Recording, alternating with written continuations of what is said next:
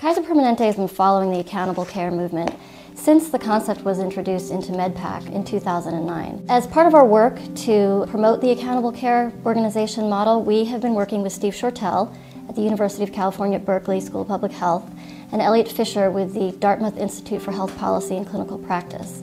And Steve and Elliot have funding from the Commonwealth Fund to field a survey of accountable care organizations.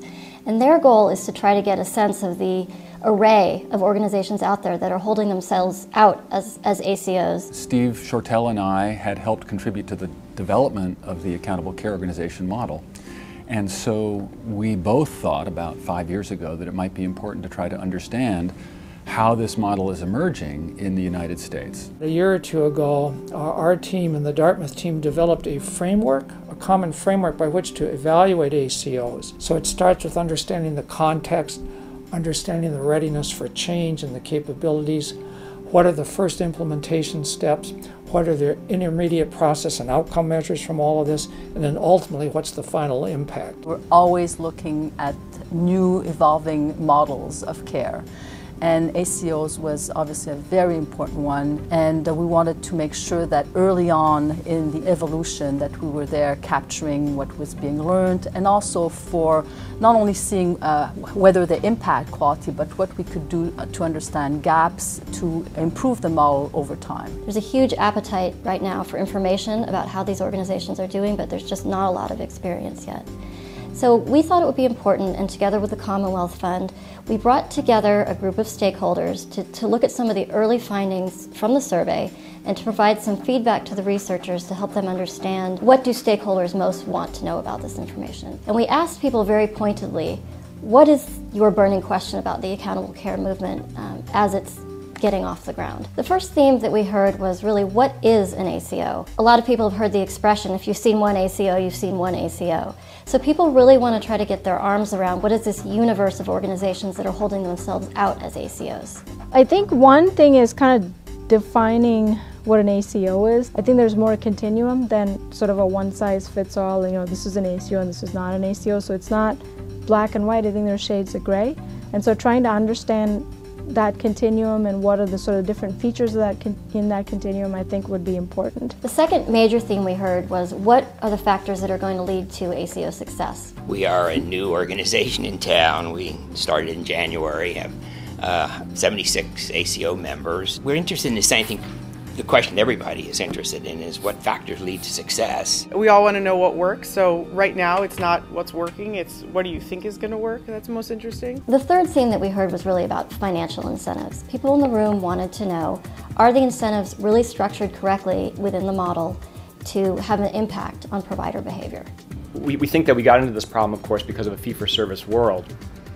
But now that we're moving into a payment for value, there's two levels that we're concerned about. One is how do the incentives get, how are they organized for the organization itself? And then another deeper question is, how are incentives structured for the end providers? One is the shared savings model, with or without two-sided risk strong enough to cause the cultural and organizational change that we all want? I have some doubts. Speaking as a medical student, I wonder whether ACOs will motivate my classmates and I to change the culture of medicine. The fourth theme we heard was about integration of medical care with other types of care that are necessary to improve health. We're very interested in exploring how to strengthen primary care, and also pertinent to the meeting today and the work at hand is how we organize a system of delivery that can coordinate, integrate clinical care, behavioral health, social support services for the high-cost, high-need, and vulnerable population. I would like to know how our ACO is going to coordinate with infrastructure that it's already in place, like patient-centered medical homes, community-based health teams, behavioral health services, long-term services and support, and what kinds of metrics can be used to or be developed to help drive this ACO formation in order that these ACOs are focusing on population-based or community-based goals. The next thing we heard was about patient engagement. People in the room wondered whether and how accountable care organizations would be structured to really bring patients into and actively participating in their care. I'm really interested in the patient engagement piece. In particular, how are we going to get the accountability going both ways? So most people are focusing on getting the providers and the payers accountable, but obviously the patients have a very key role in this. ACOs tout that they are the vanguard for the advent of true patient-centered care, that is providing patients with greater access, relevant knowledge, active participation, and coordinated care. Now that's a tall order, given we are very protective of our autonomy as providers and payers. So this cultural shift, is this also going to occur and actually become ingrained? The next big theme that came out of the meeting was about measurement. And there was some concern that maybe the quality measures that we have available to us now really wouldn't be adequate to capture the kind of health improvements that really are the goal of accountable care organizations.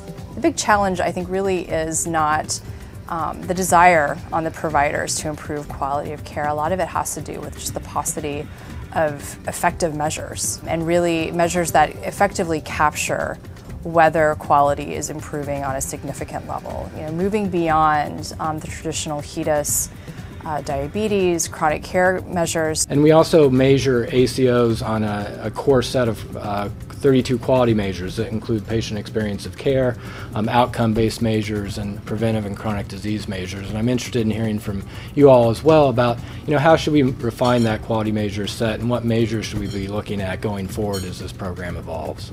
We also heard some really interesting questions that didn't really fall neatly into any of these buckets. For example, how should accountable care organizations be structured in light of antitrust laws? From an antitrust standpoint, the agencies have been focusing a lot on they're more comfortable if ACOs are not a large market share and are non-exclusive. And one question I have is whether you can really get ACO performance being non-exclusive and what kind of scale or share you might need. Overall, I thought the meeting was really helpful in helping to identify some of the questions and concerns that researchers and others will need to address as the ACO movement plays out. There were a lot more questions than there were answers in the room, but in general it was really heartening to see that there was a great deal of hope and expectation that ACOs were going to succeed.